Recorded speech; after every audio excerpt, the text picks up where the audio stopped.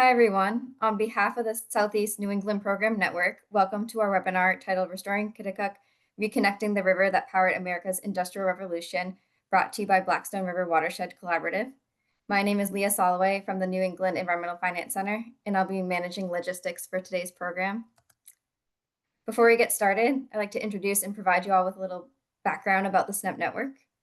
The SNEP Network's mission is to empower communities to achieve healthy watersheds, sustainable financing, and long-term climate resilience through the management of stormwater and restoration projects. The SNEP Network focuses on building local capacity by providing no-cost trainings, webinars, and technical assistance to communities in the SNEP region. If you'd like to learn more, please visit our website, snepnetwork.org. And before we begin the webinar, there are a few logistics to keep in mind. First, everyone will be on mute to ensure audio quality. At the end of the webinar, there'll be a Q&A session. You'll be able to ask questions by typing them into the Q&A box on your Zoom control panel. We look forward to answering questions, so please type them in at any time. And with that, I will stop sharing my screen and hand things over to our presenters, Emily and Steph and Joe. Thanks so much, Leah. So Emily's going to kick off the presentation first, but I'll just introduce myself in the meantime. I'm Stephanie Cavino. I'm the Executive Director of the Blackstone Watershed Collaborative, and we'll be talking to you today about the work that's going on around the restoration and connectivity on the Blackstone River, also known as Kittacuck to the Nipmuc. Great. Thanks, Steph. And my name is Emily Vogler, as Steph mentioned. And I think just in terms of the lay of the program, I'll start off by talking a bit about kind of the bigger context of dams within New England, then zooming into talking about them within Narragansett Bay.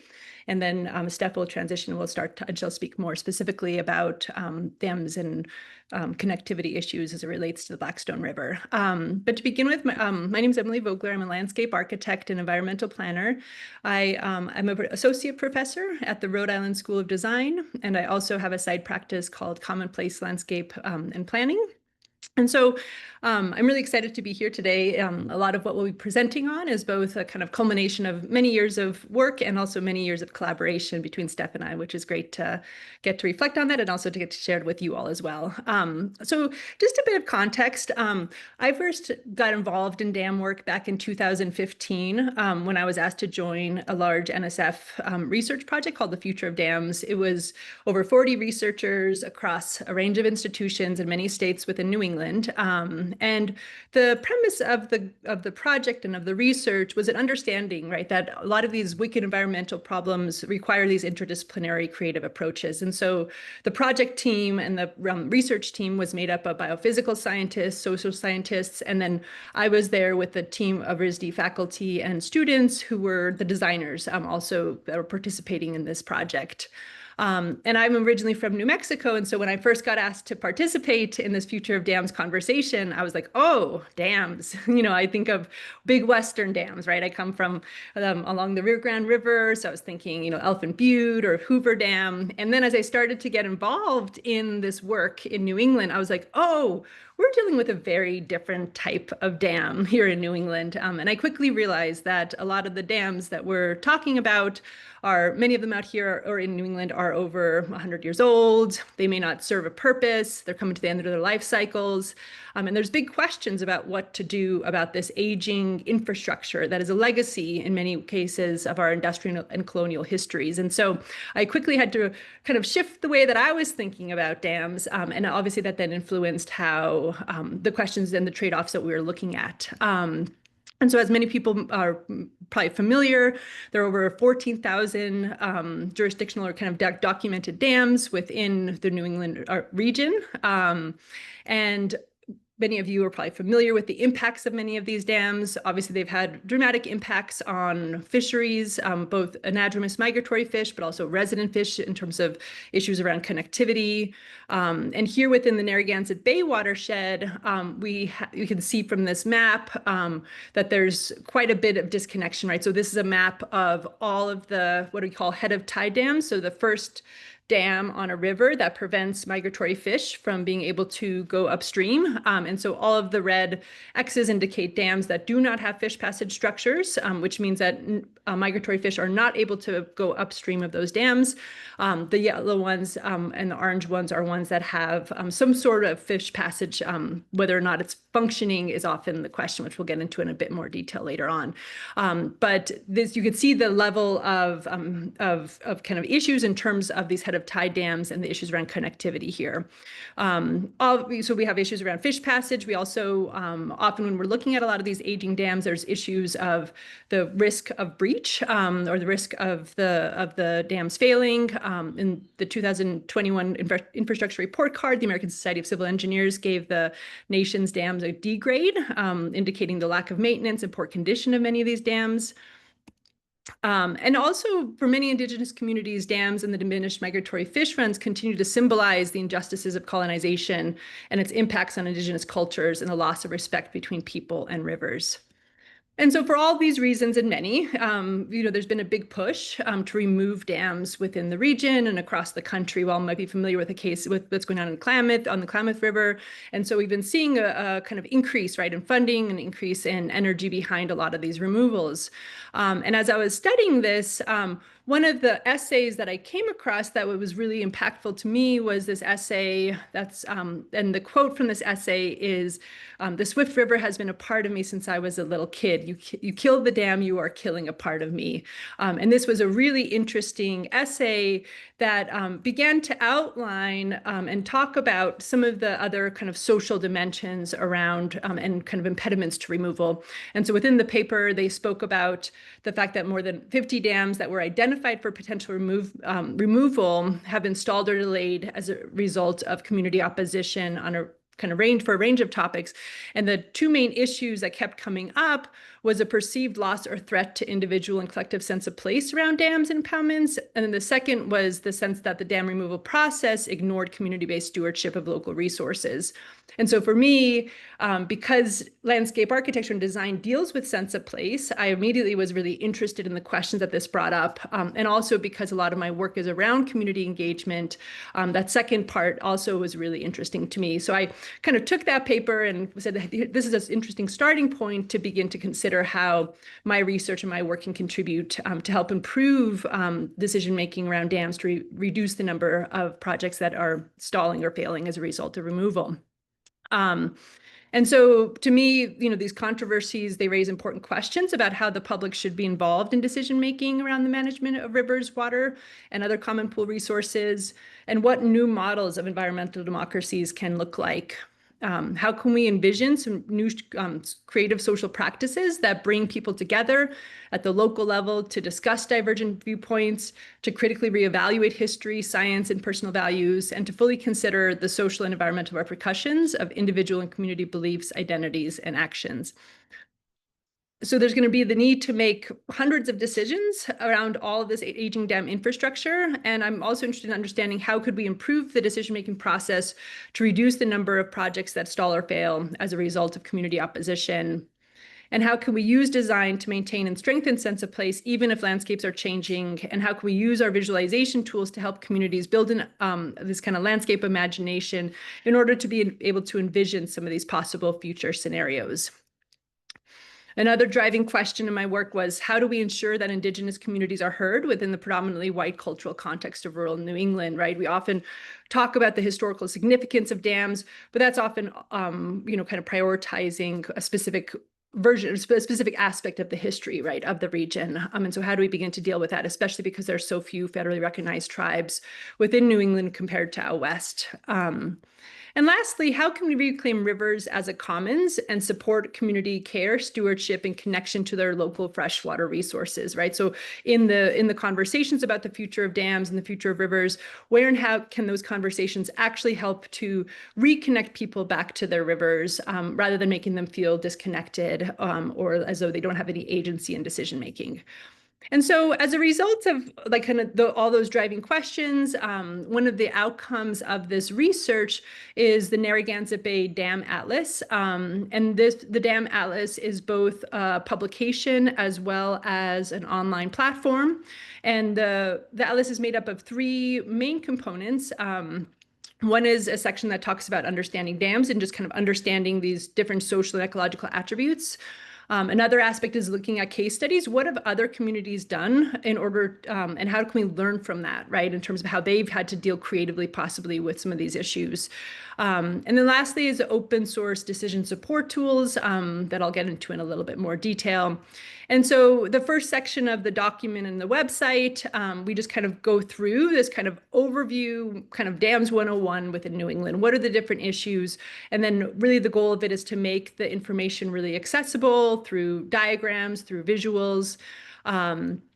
And along with that, I worked very closely with a great group of kind of GIS specialists down at URI where we did a series of kind of spatial analysis in order to understand some of the different kind of issues around the kind of ecological attributes of the dams, as well as some of the social attributes. We looked at kind of different kind of ways of understanding the different dams in terms of what they, the opportunity for improving connectivity. And then we also looked at the social dimensions of the different dams. So looking at, for example, fishing and boating access, which would obviously lead to a different level of kind of community attachment to the reservoir, to the impoundments. And so we tried to just in this, in the dam atlas is just to map out some of these social and ecological dimensions. And we also have an interactive map that is going to be on the website portion of it where people can zoom in, click around, filter based on different watersheds, based on different attributes that they're interested in learning more about. Like I mentioned, the second part of the document is about looking at case studies. And so I kind of visited quite a few dam projects, mostly within New England, one or two that were outside that I thought were really exemplary, but looking at how other communities have dealt with this. So, you know, this is just one example up in Maine where they couldn't remove the full structure of the dam because of some kind of legal issues in the covenant, but they were able to do a partial removal and then create a viewing platform on it. So, so I'm really interested in these projects and these ways that we could begin to find creative solutions that can address both the kind of social, ecological, legal aspects that come around these dams. And so as part of the document, we look at some of the kind of typical alternatives that are explored in terms of dam removal, fish ladders, nature-like fish ladders, and bypass channels. And we then kind of use a range of visualization tools in order to be able to help people to imagine what those might look like. In the third section of the document, it's the decision support tools. And this is a really kind of based on a method that we've developed, which brings together kind of the community engagement that we often use with design charrettes. So trying to get people to think creatively and brainstorm and just this kind of what if, you know, kind of get people to get to that moment of like, well, what if this, what if that? And how do we get people to think beyond those binaries that's often dominate these conversations? And we bring the design charrette method together with kind of environmental decision-making method called structured decision-making, where we kind of lay out a clear process. And, you know, obviously it's always iterative, but essentially we go through a process of determining objectives, identifying alternatives, and then understanding how well those different alternatives meet our project objectives. And we have a range of tools that are going to be downloadable as part of the Dam Atlas, where people can download, and we give instructions on how you might consider incorporating this into a process, right? So we're trying to make it as accessible and as useful for people who are working with communities in order to make these decisions. And the idea that you could use either the whole process or just certain aspects of it. And then this is from an example that we've worked on actually over in the Taunton watershed. But essentially you could see we have our alternatives up here and we have our objectives on the side, and then worked with engineers in order to be able to understand how well do these different alternatives meet those different objectives. And it lays it out in a very transparent way. And then we ask the participants to be able to, talk about which are their preferred options, which are acceptable options, and which ones are opposed. The idea that we could find a space for negotiation within that. And we've written about this work. If anybody's interested in the community engagement methods, we have an article in Ecological Restoration Journal, and then we also have some of the GIS analysis written up in the Journal of Environmental Management. In addition, we worked with staff actually to run a dam removal workshop where we shared these methods with other practitioners. Some of you all might have been there. And there's actually one that's coming up as part of the Dam Busters program on September 26th in Worcester. So hopefully those of you on the webinar are familiar with the amazing Dam Busters program, but keep your ears open for kind of upcoming announcements about this, where we'll be sharing much more we'll be doing like a role playing, essentially using the decision support tools so that everybody can get familiar with them. And lastly, just kind of working to help actually support communities and support agencies who are working on different dams. And so, so working on the Essex Dam and on the Merrimack River, as well as the Bascule Dam. And so that's been really great to work with the various kind of organizations in order to then engage the broader community in these conversations. Obviously, there are some dams where this is more necessary, right? What I always say is that a dam in the middle of the forest is very different than a dam in the middle of a town, right? And so a lot of the decision support tools that I've developed or that we've developed have been specifically geared towards those dams that are that might be a bit more controversial in terms of those social dimensions, where there might be a stronger place attachment related to the dam, and so that's what it's really geared towards.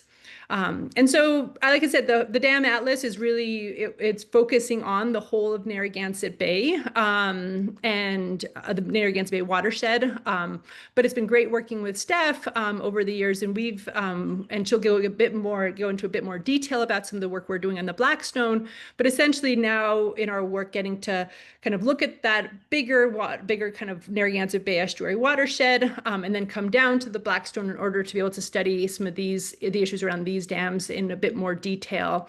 And so we've been working over the years on a range of projects that are kind of geared towards both community kind of placemaking in some ways around the river, right? How do we encourage communities to turn back to the river, and how do we use kind of creative community engagement tools in order to help build identity, people's personal identity around the river, but also then looking at opportunities for restoration and access that she'll get into in just a moment. So with that, I will stop my share and allow for Steph to take over, and happy to answer questions at the end of the presentations. Thank you so much, Emily. I feel like I always still pick up something new when I hear your presentations, so I love it. So yeah, I'll focus a little bit more on the Blackstone in particular. So the Blackstone, as you might already know, runs about 48 miles from Worcester to Providence, and it's in the historical lands of several different tribes, including the Wampanoag, the Narragansett, the Nipmuc, and Pokanoket. And this river is called Kittacuck by the Nipmuc and Mishkittakooksepe by the Narragansett. Both of those actually mean Great Tidal River, but as you also probably know, the Blackstone hasn't been tidal in over 200 years. So it was the birthplace of the American Industrial Revolution in Slater Mill in Pawtucket, where we used this water power for the first time successfully to power a cotton mill in the 1800s. And you can see through this diagram how much the river drops over its 48 miles, nearly 450 feet. And we use this, of course, we often say that the geology really determines the history of this river. If it wasn't a steep river, it would be very different. The Taunton, for instance, is also about 40 miles long, but it only drops 40 feet. We didn't dam that one, right? That's a wild and scenic, open, undammed river. The Blackstone's very different. So at one point we had 38 dams on the main stem. We had 49 locks where ships were able to go in and raise or lower to get to the next spot.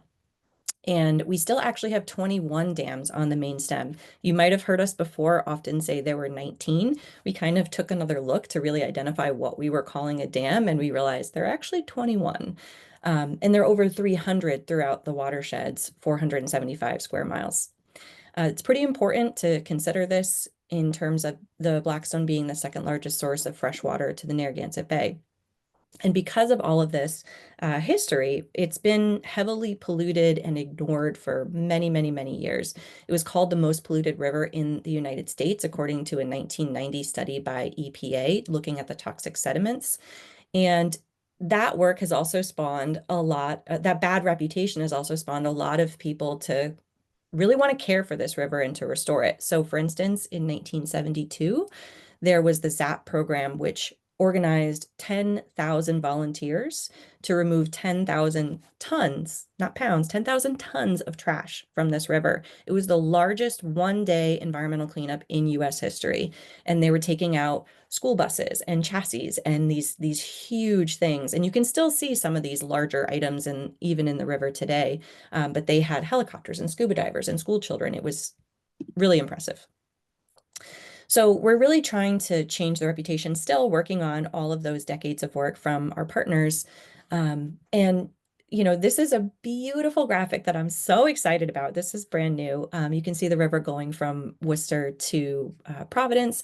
And right around, if you can see my mouse, right around here is where that river transitions. So we call everything above it the Blackstone. And then on one side of a dam, we call it the Seekonk. So really, this is one river. The Blackstone is 48 miles, the Seekonk is 12 miles. But either way, you can tell it gets us to the bay.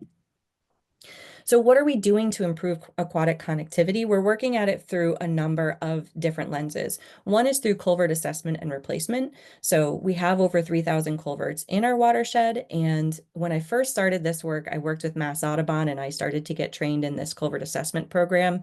And I think there were like 20 assessed culverts in our watershed. It was a very small number, less than 1%. So in the past few years, mostly thanks to our restoration manager, Kaylee, we've assessed about 500 culverts in this watershed and trained 64 people on assessing them through that NAC program, including 7 others that have gone on to become trainers themselves and then train others in their own watershed. So we're up to about 20%. We have a website if you're interested. It's blackstonecollaborative.org/culverts. And we're also currently waiting on MVP funding to potentially replace 3 culverts within our watershed right now. As Emily mentioned, we held, in partnership with many others, this dam removal conference in 2023. And that, not necessarily directly, but worked in partnership to lead to a lot of other different things. So one is the Dam Busters program that Emily mentioned has been going on as well, started around the same time. It's a wonderful resource. I definitely recommend you check it out. And another is MassEcan, the Ecosystem Climate Adaptation Network. That program recently created a new working group run by DER and the Merrimack River Watershed Association that gets practitioners together on a bi-monthly basis and helps progress some of these projects and enhance education around dam removal and connectivity. In particular, there are a few projects that I wanted to highlight. One is the Homebrew Dam in Uxbridge. So this is a town-owned dam that they've identified. They worked with Fuss and O'Neill a number of years ago to identify all of the different dams within the town, and there were 5 in particular that were recommended for removal. And this one has progressed through permitting. It's the farthest of any of the dams, and they're currently waiting on to hear back from MVP program whether they've received funding for construction for removal. Sometimes we joke that, sort of joke, this would be the first dam removal in the watershed in over 100 years, according to American Rivers, who documents what all the dam removals are. We did recently hear about a local dam removal in the watershed from a partial removal from Mass Wildlife, but we haven't recorded it in American Rivers yet, I guess. So we're still going to go with that.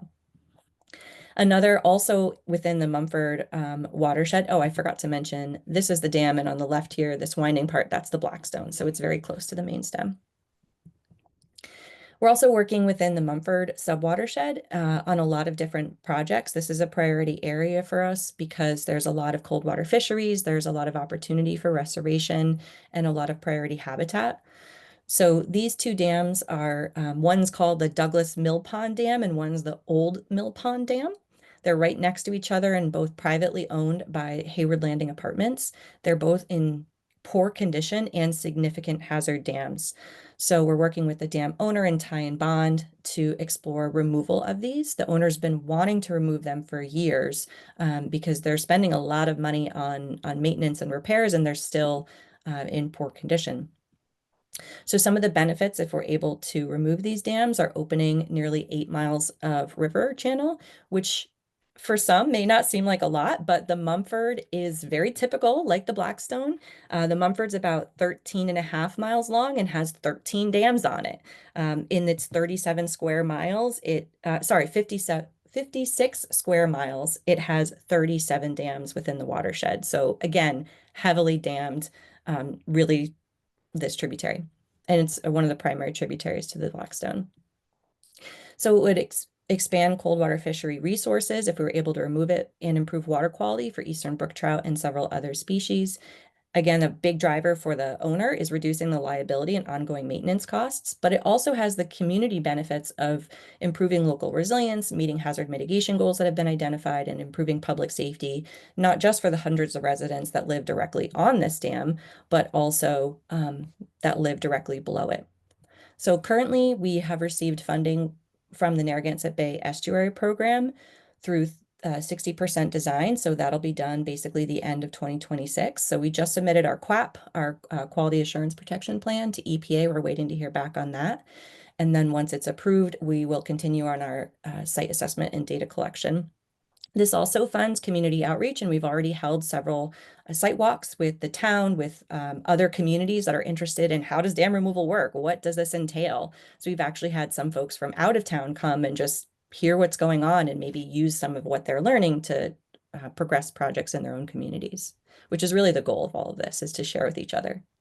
And we're also waiting to hear back from the Massachusetts EEA Dam and Seawall Program. And if we receive that funding, we would be through 100% design and permitting on these 2 dam removals. So fingers crossed.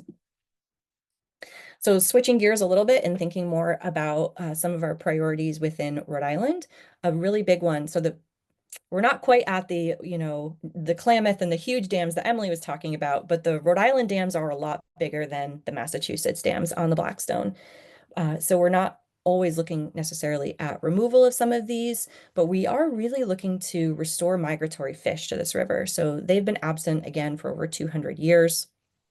And we're looking particularly at herring, shad, and American eel, and in particular, making sure with all of our projects, but making sure that the indigenous communities, in particular the Nipmuc and Narragansett, are highly engaged in this work and really leading the charge on these priorities. So our goal, we're not going to kind of take out the 21 dams in my lifetime probably, but we're really trying to get these lowest 4 dams, get fish past these lowest 4 dams. So it would be Main Street, Slater, Elizabeth Webbing, and Valley Falls. And if we're able to get past those 4, which you can see are in very quick succession to one another, we get to this lovely restored Lonsdale Marsh or Valley Falls Marsh that the DEM, the Rhode Island Department of Environmental Management, has been working to restore. This is a huge project. Even just getting past the first 2 dams, you can see they're in really quick succession with one another. This one's kind of under the bridge there. We're proposing a vertical slot fishway that would enter River Left here. It would go underground partially to go underneath this bridge and then reappear and be above ground with a grate on top of it going up to get above these 2 dams in one project. It's about $19.5 million. That's a really big price tag. But again, working in highly developed areas is very expensive. So what our plan is to get this one vertical slot fishway over these 2 dams. And we have applied with Rhode Island DEM and a number of other partners, including the Narragansett leading one of those applications through final design, permitting, and construction. And at the same time, we're also pursuing exploration and furthering potentially a nature-like fishway design to go through Elizabeth Webbing Dam. So Elizabeth Webbing is owned by the state of Rhode Island. They purchased it in 2010 specifically with the intent of lowering the dam and providing fish passage. So that's why they have it. It historically was a FERC dam, a hydropower dam, but it's no longer active. And I should have said that this first dam actually is also a active hydropower dam, but they were exempt in the 1980s from having to provide fish passage because there's a natural falls there. And they argued that, well, fish wouldn't be able to get over, even if we remove the dam, it's too steep, so we shouldn't have to provide it. The other part of this story, this complex story, is that there was Sergeant's Trench. There was a channel, braided channel that went around the river that we gradually filled in over time. So fish were able to go around these dams through that braided channel, but as we built up, that no longer exists anymore. There are buildings on top of it now. So what we have left is the river, and what we have left is an option to just build something so that fish can get around that. We would love to be able to remove these, but that's just not where we're at for these dams. And then historic Slater Mill, site of the American Industrial Revolution. This is a national park. Unfortunately, it's also not going to go anywhere. So vertical slot fishway around the first 2, likely a nature-like fishway around the second one or partial removal. And then we're at Valley Falls. Valley Falls is also a FERC dam, has active hydropower on it. So they would be required to allow fish to go through and build fish passage if we can get them there. And at that point, we're kind of opening up. So Pratt Dam is the next one. It's breached, it's passable. So really, if we can knock down this first domino, we're getting a lot further, but it's a big domino to knock. So if we're thinking about our direct benefits and our leverage benefits, direct benefits are we build this vertical slot fishway, we get around the first two dams. What do we get for that? 0.82 river miles. I know it sounds really small, but we're going from nothing right now. We have zero shad, we have zero herring, right? We know that they're there. They go to the bottom of the dam. DEM has done electroshock fishing. We know they want to get up this river. Build it. If you build it, they will come. So we would open up nearly a mile of river channel. We'd go around these two dams. We'd have 13 acres of spawning habitat, and we could see, based on DEM predictions and modeling, about 12,000 river herring and 600 shad annually. Hey, we're getting somewhere, right? Also, John O'Brien always loves to say this from the Nature Conservancy. Think about those 200 ocean miles also that these fish are traveling, right? We're opening up that whole passageway for them to complete their life cycle. So this is big. Additionally, we would have these leverage benefits, right? If we can get around all 5 of the dams, knock down that domino, we get nearly 5 miles of river, 200 acres of spawning habitat, over 200,000 river herring and 10,000 shad. These are huge numbers. Again, thinking that we're starting from zero right now. So to go from, somewhere to somewhere else is great, but to go from zero to somewhere is huge. That's what we're going for. One of the ways that the collaborative's involved in this is through a community advisory committee. I give full credit to Emily Vogler to had this idea of like, Steph, why don't you just create a darn advisory committee? And we really needed to improve transparency. So DEM thought the public wasn't interested. They needed to see that this should be a priority. And the public didn't think that the state was interested. They didn't know about the project necessarily, and they felt like it wasn't transparent. As I said, this has been a really complex project for over 30 years, and we're the closest we've ever been. So we're really crossing our fingers here.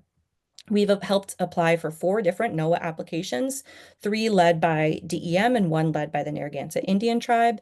We really want to highlight Indigenous voices and priorities throughout all of our work, including through fun events. If you know our fish parade, we've had 3 annual fish parades so far, each May. We've done charrettes, we've created outreach materials, we have a website. If you go to blackstonecollaborative.org/fish passage, you can learn more about this. And we've also facilitated funding, again, through Narragansett Bay Estuary Program, thank you, NBEP, for a connectivity specialist that's the project manager for this project. And we're seeking funding, hopefully, for the second year of their work as well. So that's kind of a little bit of what our priorities are for what we're currently working on in Mass and Rhode Island. But zooming out big picture, we also really want to think about building upon all of the existing priorities that communities have identified, that previous plans have identified. So we're working with this fantastic intern from RISD, Mallory, whose name Mallory McPherson, to review all of these communities along the river and their climate resilience plans, open space, hazmat, comprehensive, and just like really documenting what are all the specific projects that they've identified, what are the goals.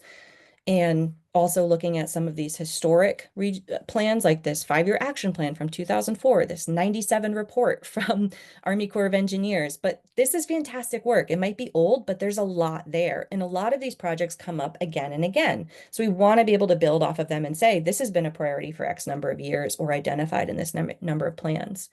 We're also looking at current regional plans. The Mass Wildlife Plan is amazing. And throughout all of this, meeting with local officials to say, okay, this is what we read. Is this still true? What are other things that you have identified?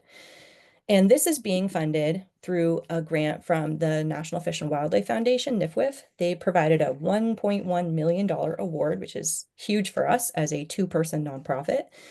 And we're looking at 3 basic things: hydrology, dams, and access, and doing a really deep dive. If you know the Blackstone, you might have heard us say before that a few years ago, we paddled the whole river and the main stem of it went dry for miles. And we said, where did the water go? And we think it got diverted into the canal. So the canal and the river have a complex interactions in several places, and we just need to understand that better. So we want to start with our hydrology first and modeling what our opportunities are for restoration. Second are the dams, very detailed inventory, identifying one project to pursue, and then working with the community to actually go through that charrette process that Emily described, that decision-making process, to say, what do we need to do to potentially remove this dam? And then lastly, looking at access. So you might be familiar with our paddle guide. We really want to look at what are our potential access points, our new access points, restoration of existing ones, and create renderings of what those might look like. So that's kind of the three buckets. And then at the same time, with all of these things, reviewing those historic plans and goals, doing a whole lot of field work, doing community engagement at every step of the way, and also thinking about how we can incorporate public art to make this really fun and engage the community. At the end of this, we're hoping it all comes together in the next 3 years to create this plan called Kittacuck Restored.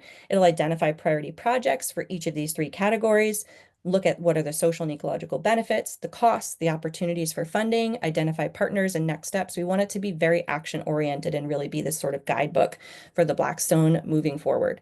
So this is what we have planned. It's pretty large and comprehensive, and we hope to be able to work with you all as we progress in this work over the next few years. So thank you so much. And from here, I'll hand it to Joe. Thanks, Emily and Stephanie. I appreciate that. I'm just gonna get my presentation up here. Appreciate all the work you guys are doing too, by the way. It's some amazing stuff.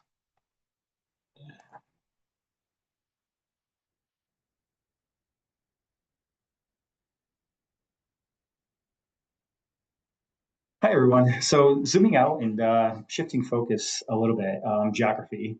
I'm going to talk to you a little about the work that MassDER is doing in Massachusetts across the state. So my name is Joseph Gould, and I work for Mass Fish and Game and Division Ecological Restoration.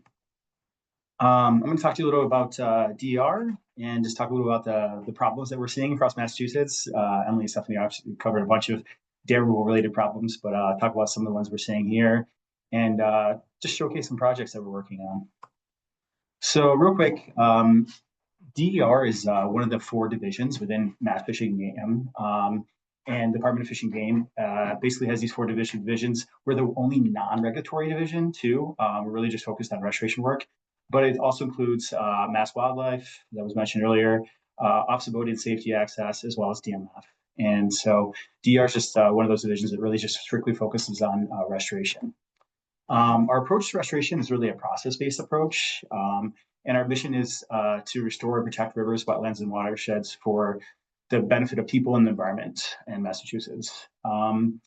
What you're seeing here in these graphics are really just the process-based approach. It's showing, how water and sediments and materials move across the landscape, and also how they shape the landscape.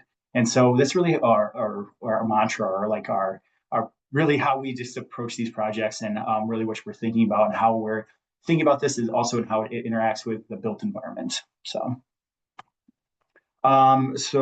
DER really has 3 branches within it. Not to get confused, we have, we're a division within Fish and Game, and then we have 3 branches. But I just want to say that we have 3 branches. It's Habitat Restoration Branch, it's Capacity Building Branch, and it's Technical Services Branch. And we really, across these branches, really work with all of our partners throughout the state, people like Stephanie and other folks, to really implement our different programs. And I'm in the dam removal program specifically, but these are some of the other programs that we offer at DER. Wetlands restoration, cranberry bogs also fall in the Habitat Restoration Branch. We also have culvert replacement and partnerships program. And then we do engineering, planning, technical services. So DER's been involved with about 70 dam removals across the state. We've done about 90 recons. We currently have about 22 active projects, and we've opened up or restored about several hundred miles of streams across the state. This is a map that just shows all the different projects that we've worked on over the years with various different partners, which I gotta consistently give credit to. That's how we really get to do our work. But we've worked on this many projects so far to date, and I will say it's been an enormous effort, and I appreciate all the work that's been done. But we really need to, this has been over the last decade, we really need to probably times this by 10 to really make as much headway as we need to in the next decade or so. So a little gloomy there, but I think we've done a lot of great work with the partners, but we really need to accelerate this work. So just talking a little about the program services that we offer in the dam removal program. We offer this reconnaissance studies. Every year we put out an RFR.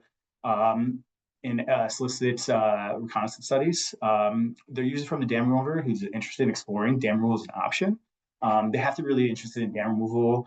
I know some people always ask us, whether or not they could explore potential repair or various other things, but we're really looking for projects that are interested in removing the dam.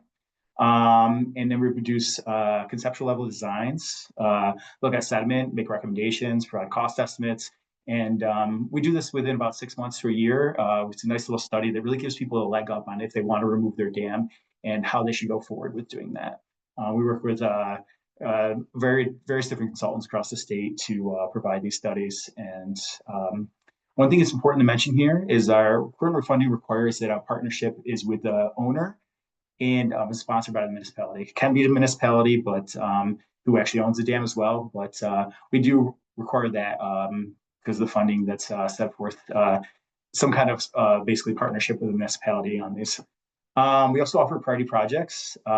This is for dam removals that are really, truly committed to removing dams. This is how we've removed 70 plus dams. And it's really to assist the dam owner with planning, permitting, removal, all the technical services you can imagine, as well as funding and other support throughout the project's lifespan. People who are eligible for this, it includes nonprofits, municipalities, as well as private dam owners. We I think are a little unique in that respect that we do help out quite a few private dam owners actually remove dams directly. Usually I was pulling in nonprofits and other folks as well. So what's the problem in Massachusetts? It's similar to the problem that Emily and Stephanie talked about. We have a lot of dams in Massachusetts. There's over 3,000 dams across the state, and they're disrupting river processes and creating public safety issues. And not all dams need to be removed, or not all dams will likely be removed, but there's quite a few that are in bad condition, and this kind of breaks that down. There's over 541 dams that are currently in poor or unsafe condition, and there's 207 dams that are high hazard and significant hazard, and they're in poor and unsafe condition. And what that means is, just so you know, Massachusetts basically breaks out our dams in these hazard classifications, and it means high and significant hazard dams are meaning loss of life or property. And when they're in poor condition or unsafe condition, it's likely that it's going to fail sometime in the future if something's not done, either repaired or removed. So this is a pretty scary thing to me, is because we have a lot of dams that are, as somebody mentioned earlier, there's several of them that are over 100 years old that are just in really bad shape that need to be either removed or at least looked at and hopefully removed sometime in the future. So a little scary numbers here, but this is the real problem that's going on in Massachusetts right now, in my opinion. So just really quick to talk a little bit about this process-based approach. I mentioned it earlier. This is a functioning stream right here that you're seeing, and it's showing how the stream is naturally moving sediments and debris throughout the system. It's allowing for spawning habitat, that nice cobbly substrate and gravelly substrate, natural temperature regime. So you're not seeing these big hot, warm impoundments, as well as other water quality issues that we see that happen behind dams. Also, the organisms in the stream, the aquatic and terrestrial, are able to pass through the system pretty naturally. And, when we see these dams, the real issue and the problem is that they disrupt those processes and they cause problems with water quality, turbidity, impounding sediments. You see this warming of the water behind it and stratification, algae blooms, a lot of other things that are associated with dam removals, as well as obviously the blocking fifth passage, as well as other terrestrial passage. So kind of showing some of those impacts from upstream to downstream here. And downstream, a lot of times it's sediment starved and it's having these other issues because that upstream it's usually has a bunch of sediment pounded behind it and it's causing warmer temperatures. So you're kind of seeing these two different worlds, upstream and downstream. But either way, it's really blocking that natural process throughout the system. So, these are ecological benefits of dam removal that we usually talk to people about. It's obviously improving water quality, habitat. It's also allowing sediment and wood and other debris to move throughout systems. Can't tell you how many times I've seen huge trees and other things just jam behind dams and the sediment that's backed up. And I don't think we always think about that, but that's a natural process that streams, are really there doing, is moving this material throughout the system. So we talk to people about this stuff, and these are obviously the benefits that we see from these projects that we do. Sorry, I'm really having a problem with my adjustment here. There we go. There's also a lot of public safety benefits for dam removal. They reduce flooding elevations upstream when you remove them. They also increase flood storage capacity upstream. It also reduces the flood risk downstream. You can imagine if a dam fails, it causes a lot of flooding concerns downstream. The picture in the bottom will show you that. And it also protects the nearby infrastructure. A lot of times we see bridges, roads, so the culverts that we've just talked about, there's a lot of them that are really usually pretty close proximity to dams. So we often look at those as well and try and improve the infrastructure. So here's some recently completed projects. Like I said, we've done over 70 projects, dam removals in the state. It's just always great to see, kind of the before and after of dams. This is High Street Dam. This was completed last year. On the left, obviously, before, and on the right, you can see afterwards a nice free-flowing stream. Another really cool project here in Armstrong, the Armstrong Dam in Braintree. This one is, again, an example of where we removed the dam and kind of meandered this channel and just create a much more natural system. This is the Kittacuck. This one's actually just right upstream from the Wachusett Reservoir.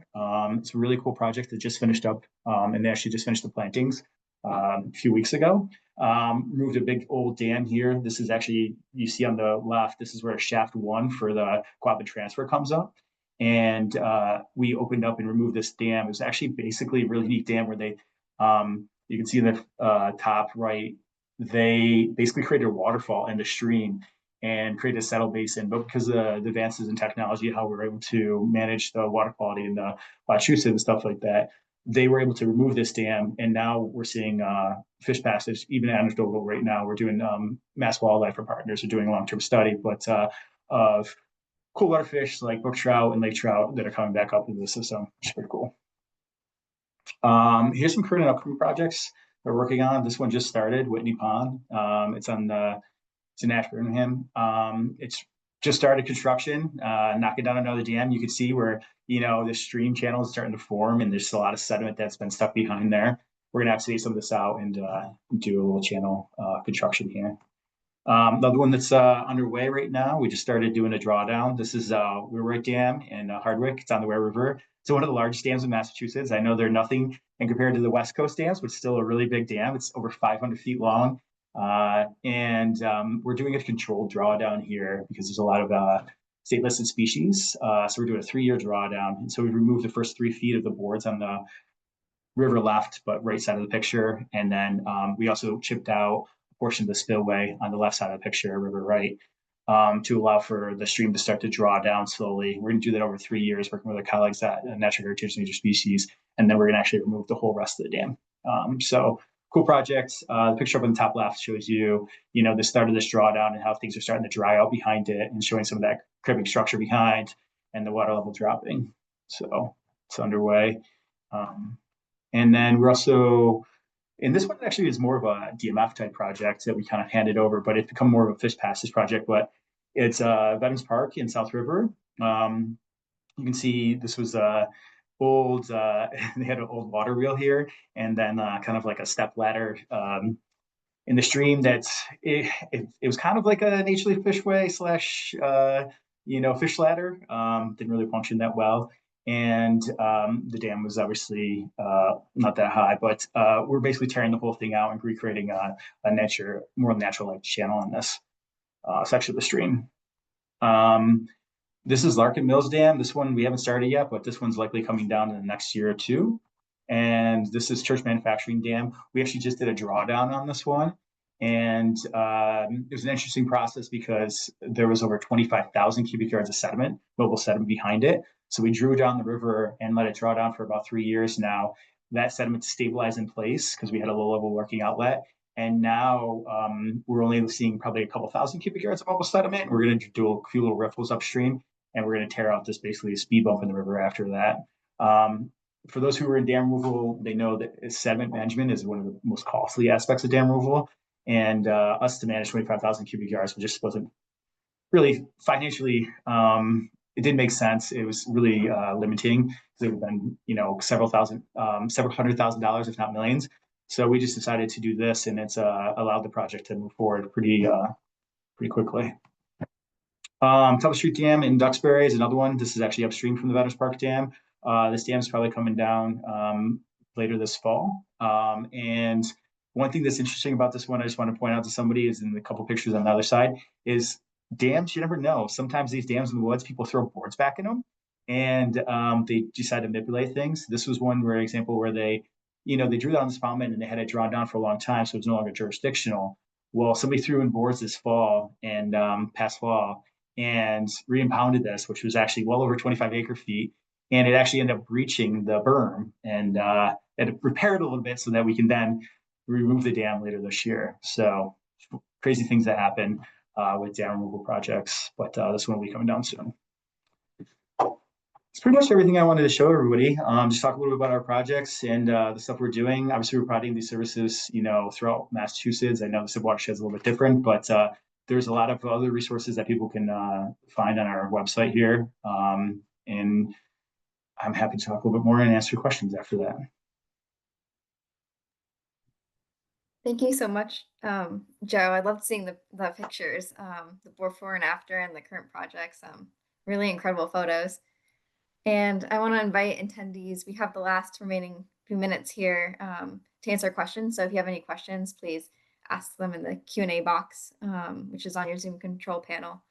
I see Emily, if we have some time, Emily, if you want to mention what you just put in the chat there. Yeah, I just wanted to mention, Steph had shared the website for the Dam Atlas, and that was an early draft of the website, but we actually are really grateful we received NRCS funding this past year, which allowed for us to rebuild the website, make it the interactive map easier to navigate. And also I had sent the publication around for review to a lot of practitioners in the region to get feedback. And so we are in the process, I'm working with the graphic designer to rebuild the website right now, and also incorporating those edits. So make sure to check back in this fall for the newly launched version of the website. And also we very much see this as a living resource, and it's really intended to be a resource for everybody who's working on dam related projects. So if anybody wants to review the document, I have it in draft form. We'd love feedback. We'd love to really make it, kind of as beneficial for all of you who might be working on dam projects as well. So just make sure to check back in on it. And if you want any more information or want to review it, please just reach out to me. I'd be happy to share it. And that brings up, I want to mention that I will be sending up a follow-up email with links to these resources, as well as the presentation slides and link to the recording. So be on the lookout for that in the next couple of days. And I know Joseph, Emily, and Stephanie, you all have your contact information in the presentation. So that's great. You can, if you don't have questions now, you think of some later, feel free to reach out to us. Any other final thoughts from Stephanie and Joseph? I don't see anything yet in the Q&A box, but wanted to give you an opportunity to mention anything else. Yeah, thanks, Leah. I wanted to mention one other thing, actually. I know Joe mentioned that sediment is often one of the most expensive parts of a project. And the Blackstone, of course, like I said, that 1990 report called it the most polluted river in America. And so when you talk about dam removal on the Blackstone River main stem itself, usually you get a big, nope, never going to happen, not going to touch it, too expensive, toxic sediment. And we're trying to kind of dive into that a little bit more. And so our restoration manager, Kaylee McLaren, has done a preliminary review of a lot of the historic research done on the Blackstone. The bottom line is that we don't have enough data.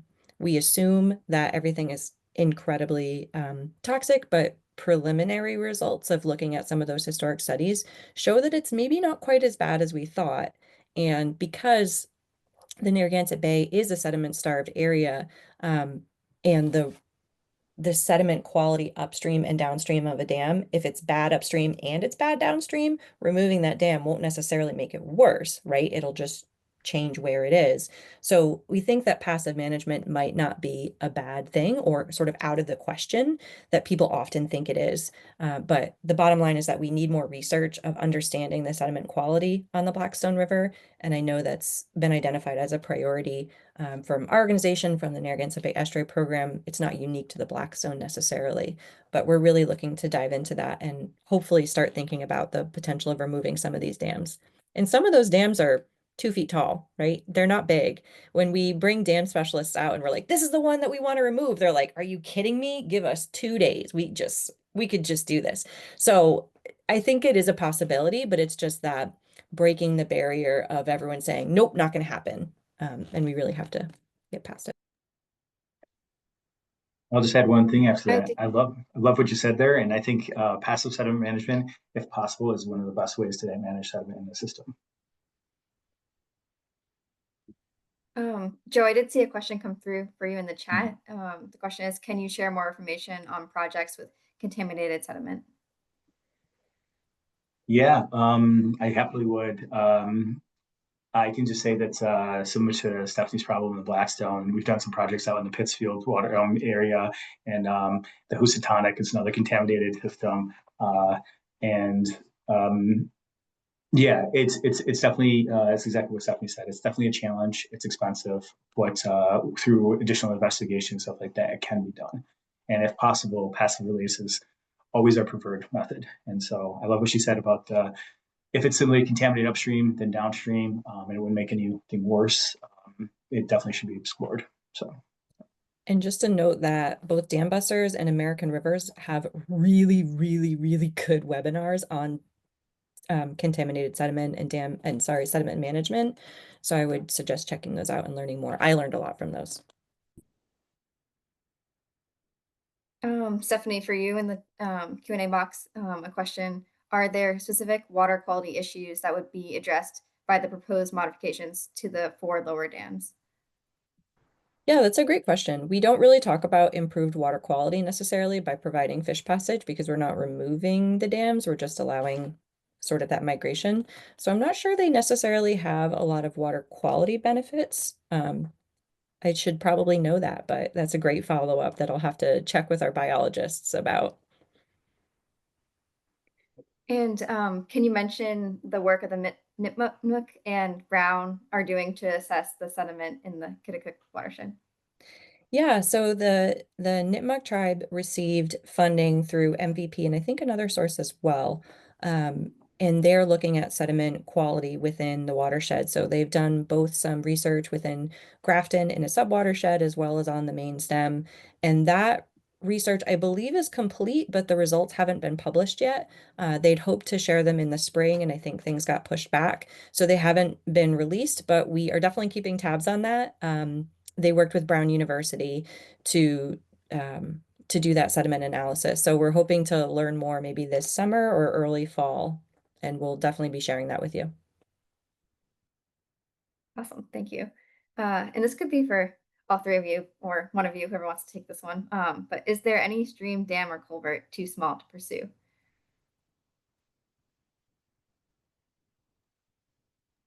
No. No. No. Yeah. And I think it's really relative. You know, we get dinged a lot in the Blackstone for opening up small amounts of river miles, for instance. But sometimes you have to think about other benefits as well. There are some of these ecological benefits that maybe it's a big ecological benefit, even though it's really small miles. Or what are the public benefits as well? So doing that project in downtown Pawtucket, where we have thousands of visitors to that national park every year, the opportunity for education and learning about fish passage and learning about migratory species and the history of the river and pre-colonial, right, history of the river as well. There's just such a huge opportunity there. So I think if it matters to you, then it probably matters to somebody else as well. I would just add that on the Blackstone River, I think at some point there were 38 dams on the full length of the river. And so a lot of what we found is that there's some areas where there are old dams that have been breached. And so you have, just kind of some rocks that are scattered and now just rapids. And so there's interesting ways that, some dams aren't necessarily blocking connectivity, and so they're not necessarily an issue anymore, whereas there's others that still are blocking connectivity. And so I think it kind of depends on the nature of kind of the status of the dam in terms of, whether or not it's blocking connectivity, both for, aquatic organisms, but also for people who might be recreating on the river as well. Yeah, and I would say one other thing in that some other question we get similar to that all the time is why don't you start at the first dam or the headwaters dam or whatever the ones that people's perspectives. Every dam matters, and so you got to start somewhere. And so I agree with what both Emily and Stephanie are saying. And so I've argued that point before, and like you just got to start somewhere and keep on working. So And if I can steal the last word, maybe, I think stewardship of your river is incredibly important and just knowing what's going on, keeping eyes on it. So every year for the past few years, we've been doing this huge paddle down the river from Worcester to Providence and portaging all of these dams. And it's been really eye-opening and helped us talk about this issue more genuinely. And so on the last day, we have a public paddle that we invite people to and a celebration at the end. So I invite people to come to that. It is on September 14th, Sunday, September 14th. So that's the link, and we just opened registration. We'd love to see you. Great, thank you all. We'll end here at time, but I want to thank Stephanie, Emily, and Joseph today for presenting. And we will follow up with the links to these resources and the recording to the presentation. So have a great rest of your day. Thank you. Great. Bye, everyone. Thanks, Thank you. guys.